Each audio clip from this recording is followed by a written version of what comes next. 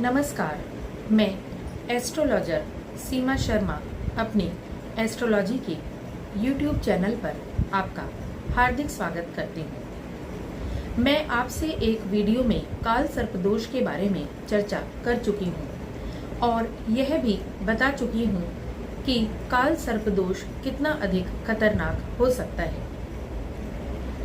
तो आज मैं आपको काल सर्प दोष के उपायों के बारे में बताऊंगी।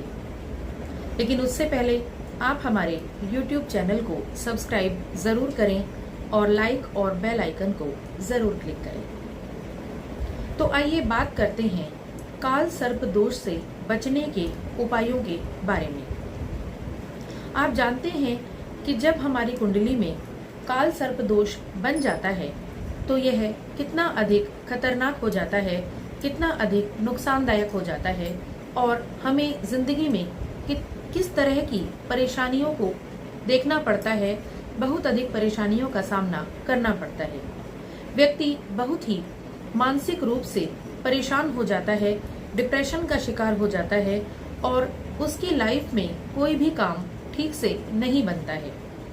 करियर में परेशानियों का सामना करना पड़ता है, पढ़ाई लिखाई में परेशानियों का सामना करना पड़ता है और शादी और पारिवारिक संबंधों में भी उसको बहुत अधिक परेशानियां देखनी पड़ती हैं। जब यह काल सर्प दोष हमारी कुंडली में बना होता है तब इंसान सब कुछ होते हुए भी सुखी नहीं रह पाता। और मान लीजिए आपकी कुंडली में काल सर्प दोष बना हुआ है और राहु या केतु की दशा आ गई तो अवश्य ही यह आपको इतना अधिक परेशान कर देगा, इतना अधिक आप डिप्रेशन में आ जाएंगे कि आप अपनी लाइफ में कुछ भी सही डिसीजन नहीं ले पाएंगे। और एक वक्त ऐसा आएगा कि आपको ऐसा लगेगा कि आपके साथ कुछ भी अच्छा नहीं हो पा रहा है। आपकी पढ़ाई, आपकी एजुकेशन, आपका करियर, हर चीज में आपको असफलता देखने को मिल रही है। तो क्या किया जाए? उसके लिए हमें काल सर्प दोष का उपाय करना होगा। वैसे तो काल सर्प दोष का उपाय आप किसी अच्छी जगह पर पूजा पाठ कराकर भी करा सकते हैं। काल सर्प दोष को दूर किया जाता है, जैसे कि उज्जैन और नासिक में काल सर्प दोष की पूजा की जाती है। लेकिन जब तक आप यह सब नहीं कर पा रहे हैं तब तक आपको क्या करना चाहिए?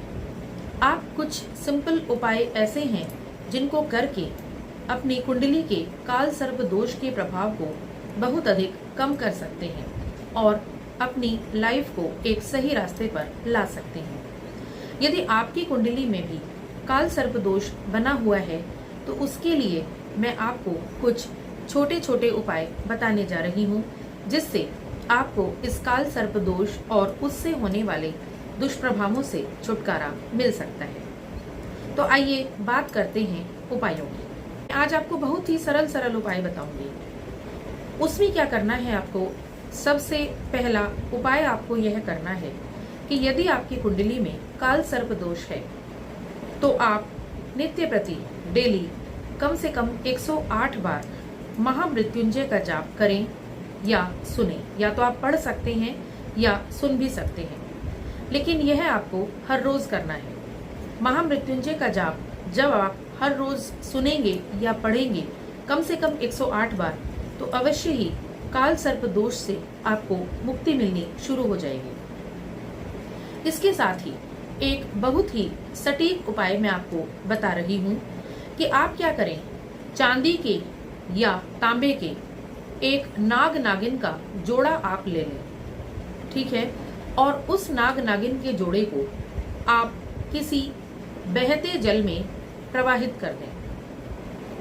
जब आप बहते जल में प्रवाहित करेंगे उससे पहले गंगा जल से अच्छी तरह उस नाग नागिन के जोड़े को शुद्ध करके उसका तिलक करके उसका अभिषेक आपको करना है और उसके बाद आप उसको बहते जल में बहा दें। जब आप नाग नागिन का जोड़ा किसी नदी में या किसी बहते जल में आप प्रवाहित करते हैं तो आपको काल सर्प दोष से मुक्ति मिलती है। इसके साथ ही एक उपाय आप यह कर सकते हैं, जिन व्यक्तियों के कुंडली में काल सर्प दोष बना होता है उन्हें अपने घर में या अपने कमरे में चांदी का एक ठोस हाथी अपने कमरे में जरूर रखना चाहिए। चाहे छोटा सा ही हाथी आप रखें, लेकिन चांदी का एक हाथी अपने घर में लेकर आएं और उसको आप अपने कमरे में रख सकते हैं। इसके साथ ही एक काम आप और कर सकते हैं, अपने पूजा के स्थान पर